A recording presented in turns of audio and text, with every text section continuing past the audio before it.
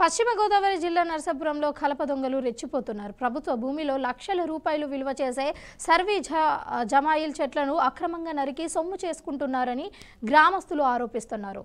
Sitarampuram south గ్రామంలోని irrigation కాల్వ వెంబడి ఉన్న పెద్ద పెద్ద చెట్లను కొంతమంది వ్యక్తులు అర్ధరాత్రి పూట కత్తిరించి తరలిస్తున్నారు అని స్థానికులు ఆగ్రహం వ్యక్తం చేస్తున్నారు.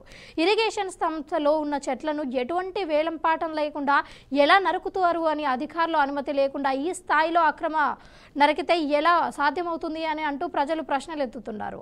సుమారు 7 లక్షలు విలువ చేసే కలపను అక్రమంగా తరలిస్తున్నారు అని సమాచారం.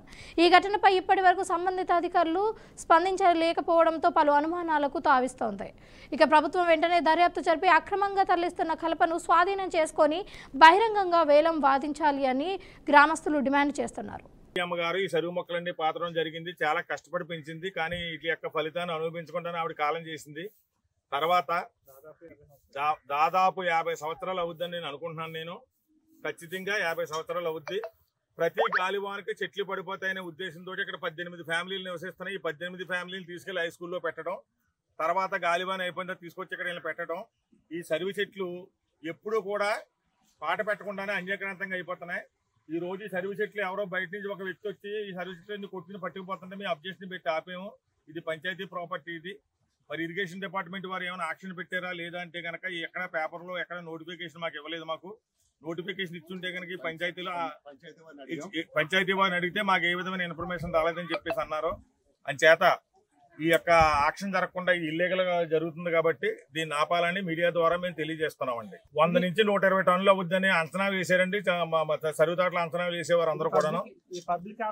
ఇది పబ్లిక్ ఆక్షన్ పెట్టండి, అప్పుడు హ్యాండ్ ఓవర్ చేసుకోమని కోరుకుంటున్నామండి. ఈ రోజు ఈ సీతారాం లాస్ట్ టైం కూడా అలాగే చెట్లు పడిపోతే ఇరిగేషన్ వారు పంచాయతీకి బోర్డులో పెట్టమని చెప్పి నోటీస్ ఇచ్చారు. అది పెట్టడం జరిగింది. అప్పుడు ఆక్షన్ పెట్టారు, ఆక్షన్ ద్వారా పట్టుకెళ్లారు. కానీ ఇప్పుడు పంచాయతీకి ఎటువంటి ఇన్ఫర్మేషన్ లేదు. అలా అని చెప్పి పాడుకున్న వ్యక్తి ఎవరు అనేది ఒక పేరు కూడా లేదు. ఎక్కడో ఆసంట అంటున్నారు, పాలకొల్లు అంటున్నారు తప్ప ఇక్కడ ఎవరనేది కూడా చెప్పట్లేదు.